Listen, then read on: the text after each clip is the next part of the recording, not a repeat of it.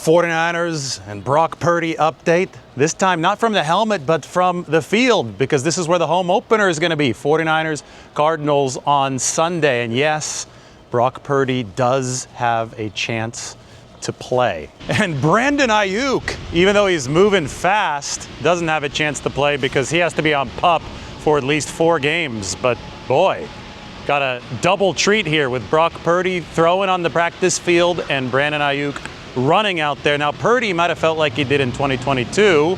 He was number 3 in 49ers drills today. So we'll see how he continues improving over the course of the week, but there is a chance for Brock Purdy to play on Sunday. There's also a chance he's the emergency third quarterback behind Mac Jones and Adrian Martinez. More on that in a little bit. Also, the 49ers made a bunch of roster moves today. We'll talk about those after we talk about the big concession moves they made at the stadium. Today's the showcase ahead of the home opener. Look, you got a double cheeseburger from Super Duper. You got some garlic fries. All good stuff. I loved the papas locas. You could choose al pastor or carne asada on the potato. This, for stadium food, this was awesome. Moving on, Dynasty noodles, solid. Not sure if I'm crazy about the Tostitos walking tacos, but we can discuss that later. Here you could see some of the sausages and the 49ers Faithful Frank. I don't have much of a sweet tooth, but we just got back from New Orleans, and you can see here the croissant beignets are going to be available. Solid pizza, actually, Blue Line Pizza. Got a bunch of locations around the Bay Area. And then they now have a nice super burrito from Arujos in San Jose. And you guys know that I talk about mission-style burritos. That looks like a solid mission-style burrito. Very well self-contained. I mean, the structure of a burrito, to make it easy to eat, especially if you're going to be having it at a football game, is really important. Thought that Arujos tacos were very, very good as well. So that's my walk through the concession line here on Showcase Day at Levi Stadium. Why don't we talk a little bit about the roster moves the 49ers made. Brandon Parker, former Raiders offensive tackle, is back with the 49ers. He was with them last offseason, the third-round pick several years ago. The 49ers have Spencer Burford dealing with a knee issue, so they want to make sure that they are buoyed at that backup tackle position. Spencer had graduated up to full swing tackle, left and right side. Parker started 33 career games, so even if there have been injury issues for him, and it was ACL a few years ago, he has the experience to be a good floor kind of player that the 49ers might even be able to elevate up off of the practice squad for this game against the Cardinals. The Cardinals, by the way, who are dealing with a lot of injuries in their secondary. So neither of these two teams is fully healthy. San Francisco also moved Ben Bartch, the starting left guard, to begin this season to injured reserve. So he's going to be out at least 4 games with a high ankle sprain. Remember that Connor Colby subbed in for Bartch and played really well. That's the rookie 7th-round pick out of Iowa. A Hawkeye, same college as George Kittle. I had predicted that Colby would start at some point this season. That's going to come to fruition on Sunday, right behind me on this field at Levi Stadium. Will Colby take that job and run with it? We shall see, but he had 36 pass blocking snaps the other day, and he didn't give up a single pressure. So really good start for Connor Colby, whose strength in college had actually been run blocking over pass blocking, but the NFL level is different. It's a very cerebral game at the NFL level, probably more so than the college game, right? And it's just shown that Colby really fits into an NFL-style blocking system in pass protection. And that's great news for the 49ers as they look to raise the ceiling of their offense. With Ben Bartch going down the IR, the 49ers opened up a 53-man spot, and they bumped up Braden Willis, the tight end, to the 53-man roster. He saw some snaps playing elevated from the practice squad the other day. Now, you only get 3 of these practice squad elevations per player, and you only get 2 of them per week. So that's why you have to start shuffling around the roster. Sometimes you'll keep a guy down on the practice squad, use an elevation. Sometimes you're like, well, we don't want to use an elevation. We'd rather have him on the 53. That's what the 49ers are telling themselves. So that's why Willis is up. Comes with a big pay raise. Practice squad salaries are like $200,000 to $300,000 a year.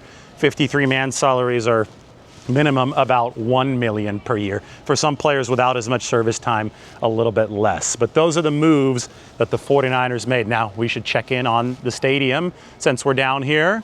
It's going to be in the mid-70s on Sunday, so the weather, I think, is going to be a lot more pleasant than it was last year for that game against Arizona, where it was like 102 degrees down on the field. 49ers ran out of gas at the end of that game. In that 49ers locker room today, Nick Bosa predictably asked about containing Kyler Murray. Here's what Nick had to say about the 49ers plan. Yeah, he does. I mean, our what it takes meeting is very much about him and what he brings to the table and how we need to rush him and how we need to take care of the QB run game and their run game as a whole. So I'm excited about the plan this week, and I think Sal's been good at it before, so he's got some good tricks up his sleeve. We've already seen prolific production from Christian McCaffrey in the past game. It's been big with some of the receivers like Brandon Aiyuk missing.